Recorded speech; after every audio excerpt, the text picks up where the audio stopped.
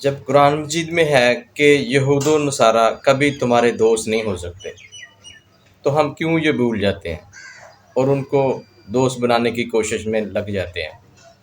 جیسے امریکہ کو ہی لے لیں، ہم سمجھتے ہیں کہ وہ ہمارا دوست ہے، لیکن نہیں، وہ اپنے مفاد کو دیکھتا ہے، صرف اور صرف اپنے مفاد کو، ہمارا خیر خواہ نہیں ہے وہ۔ ہمارے مقتدر حلقے بھی اگر اس کو صرف ایک بار نہ کہنے کی ہمت کر لیں تو اس کے بعد سکھی ہو جائیں گے، اور ہمارا ملک بھی ترقی کی راہ پہ گامزن ہو جائے گا۔ جیسے ایک جنرل حمید گل مرحوم کہتے تھے ایک انٹرویو میں کہ اگر ہم امریکہ کو نہ کہہ دیں تو وہ ہمارا کچھ نہیں بگاڑ سکتا، لیکن ہمت تو کریں نا یہ لوگ۔ لیکن ہمارے کچھ حکمران تو چاپلوسی میں لگے رہتے ہیں، اور اب یہ فلسطین اور اسرائیل کے معاملے میں ہی لے لیں، پہلے ہی دن ایک مولانا صاحب نے بیان جاری فرما دیا کہ مجاہدین صبر کا مظاہرہ کریں اور سویلین کا خیال رکھیں اور سویلین کو تکلیف نہ پہنچائیں۔ تو مولانا صاحب شاید یہ بھول گئے ہوں گے کہ 27ویں رمضان کو جب مسلمان وہاں پہ مسجد اقصیٰ میں عبادت میں مصروف تھے تو اسرائیلی فوجیوں نے گھس کر ان کو تشدد کا نشانہ بنایا، ان پہ فائرنگ کی، جوتوں سمیت وہ اس میں گھس گئے تھے مسجد میں۔ تو وہ ویڈیو شاید ان کی نظر سے گزری ہو مولانا صاحب کی، تو وہ اسرائیلی فوجی سویلین پہ تشدد بھی کرتے ہیں، ظلم بھی کرتے ہیں، ان کے علاقے جو آلریڈی انہوں نے قبضہ کیا ہوا ہے اس میں بھی اور اضافہ کرتے رہتے ہیں۔ تو مولانا صاحب نے کبھی اس طرح کا بیان نہیں دیا کہ نہتے فلسطینیوں کا جو علاقہ آپ لوگوں نے قبضہ کیا ہوا ہے اس کو خالی کر دیں، کبھی ایسا منہ سے نہیں پھوٹے۔ مولانا صاحب کبھی آپ نے سونے سے پہلے اکیلے میں سوچا ہو کہ آخر آپ نے بھی مر جانا ہے؟ آپ کبھی آپ کا ضمیر جاگا ہو کہ آپ کس طرح کی سیاست کر رہے ہیں؟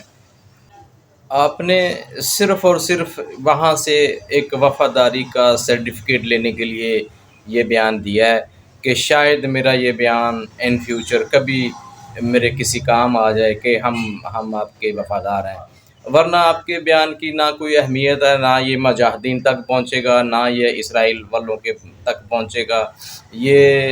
یہ بڑوں کے معاملات ہیں، سربراہان جو مملکت ہیں ان کے معاملے ہیں۔ آپ خواہ صرف اپنا ایک سرٹیفکیٹ لینے کے لیے آپ نے یہ بیان دیا ہے، اور پھر آپ دوسروں کو یہودی ہونے کا فتویٰ دیتے ہیں اور آپ یہودیوں کا ساتھ دیتے ہیں۔ دیکھیں، درگزر کرنے سے یا صبر کرنے سے اگر دنیا میں امن برقرار رہ سکتا ہے تو نبی پاک کے دور میں کبھی اتنی جنگیں نہ ہوتی۔ یہودی آئے دن فلسطینیوں پہ ظلم کرتے رہتے ہیں، گھروں میں گھس کر عورتوں کی عزتیں، اور پھر گھروں کو تباہ، خاندانوں کے خاندان تباہ، اور ابھی بھی کر رہے ہیں۔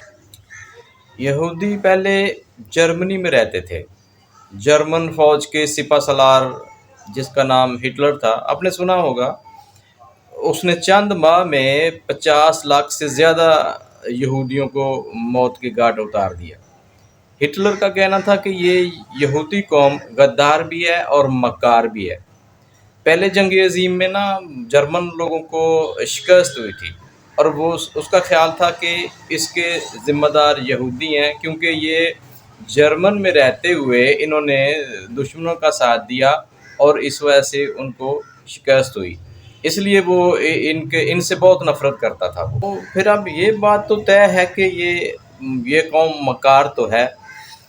یہ جب ہٹلر نے ان کے گھروں کو بھی تباہ کر دیا اور ان کو جان کے لالے پڑ گئے، تو پھر اپنا ملک چھوڑ کے، وہ جرمنی چھوڑ کے جہاں ان کو جگہ ملی وہاں پہ چلے گئے، کچھ ایران میں چلے گئے، اور اکثریت ان کی فلسطین کی طرف آ گئی۔ کچھ لوگوں نے تو ان کو پناہ بھی نہیں دی، کیونکہ وہ ہٹلر کا اس وقت وہ طاقت میں تھا، اس لیے کچھ ممالک نے پھر احتیاط کی ان کو پناہ دینے سے۔ تو اگر فلسطینیوں نے پناہ دی تو پھر ان کی مکاری یہودیوں کی اور ان کی احسان فراموشی دیکھیں کہ آہستہ آہستہ ان کے علاقے میں قبضہ کرتے کرتے اب فلسطین اس وقت ایک اچھا خاصا ملک تھا، بڑا ملک تھا، اور اب دنیا کا اگر نقشہ اٹھا کے دیکھیں تو اب یہ غزہ کی پٹی، غزہ شہر ان کا جو اس کی پٹی باقی ہے، باقی سارے پہ انہوں نے اپنا قبضہ کر کے اپنا مضبوط ملک بنا لیا۔ اور اب چونکہ یہود طاقت میں ہیں تو انہوں نے فلسطین کو سرے سے ہی ختم کرنے کا پلان بنایا ہوا ہے۔ اور چونکہ کہتے ہیں نا کہ طاقت اور جہالت کسی دلیل کو نہیں مانتے، ان کو پھر لگتا ہے کہ اگر بندہ طاقت میں ہوتا ہے تو اس کو لگتا ہے کہ میں جو کر رہا ہوں وہی صحیح ہے۔ تو اس طرح سے انہوں نے فلسطین کے بہت سارے علاقوں میں قبضہ کیا۔ تو پھر اب مجاہدین کے پاس اور کون سا راستہ تھا؟ یہی تھا نا کہ سر پہ کفن باندھیں اور جہاد پہ نکل جائیں، تو وہی انہوں نے کیا۔ تو کیا اب مسلم ممالک کا فرض نہیں بنتا کہ ان مظلوموں کا ساتھ دیں؟ اب یہ لوگ بھی جذبہ ایمانی کا مظاہرہ کریں اور ان کا ساتھ دیں، جنگی ساز و سامان بھیجیں یا فوجی دستے بھیجیں۔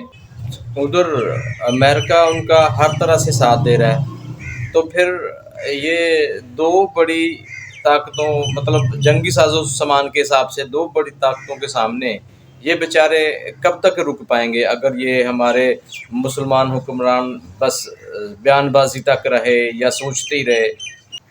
جیسے اسرائیل نے اب غزہ شہر کا محاصرہ بھی کیا ہوا ہے، ان کا پانی بھی بند کیا ہوا ہے، اور یہ بھی کہہ رہے ہیں کہ ان کو اس شہر کو ملیا میٹ کر دیں گے۔ تو پھر مسلمان حکمران کب اٹھیں گے؟ جب یہ جو کر گزریں گے۔ اور اس معاملے میں پاکستان کو سب سے آگے ہونا چاہیے، کیونکہ اللہ تعالیٰ نے پاکستان کو واحد اسلامی ایٹمی طاقت بنا کر ایک عزت دی ہے، اس لیے ان مظلوموں کا پاکستان کو سب سے پہلے ساتھ دینا چاہیے۔ تو اس طرح وہ بیچارے اگر پاکستان سے امید لگا کے بیٹھے ہیں کہ یہ واحد اسلامی ملک ہے جو ایٹمی طاقت ہے اور یہ ہمارا ساتھ دیں گے، تو میرا خیال ہے ان کی امیدوں پہ پورا اترنا چاہیے اور ہمارے حکمرانوں کو دلیرانہ فیصلہ کرنا چاہیے۔ ان کی امیدیں یا ان کی توقعات وہ جائز ہیں، اگرچہ ان کے مجاہدین تو سر پہ کفن باندھ کے نکل چکے ہیں، لیکن بیچارے بچے، بوڑھے، خواتین سب ڈرے ہوئے ہیں، سب سہمے ہوئے ہیں، کیونکہ ان کے سر پہ موت کا سایہ منڈلا رہا ہے۔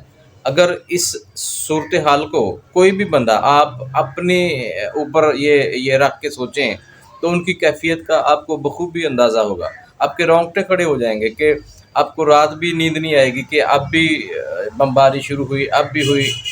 پاکستانی عوام بھلے جذباتی سمجھیں یا جو بھی، ان کا ایک ایک فرد، ایک ایک بچہ، بڑا، ہر بندہ چاہتا ہے کہ فلسطینی بھائیوں کا ساتھ دیا جائے، لیکن حکمران کس مصلحت کے تحت خاموش ہیں پتہ نہیں۔